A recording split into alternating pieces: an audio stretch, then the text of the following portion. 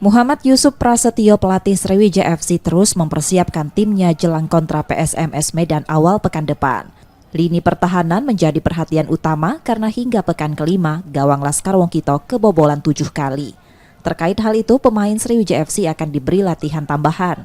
Dari beberapa laga sebelumnya, Sriwijaya FC sering kebobolan lewat serangan balik.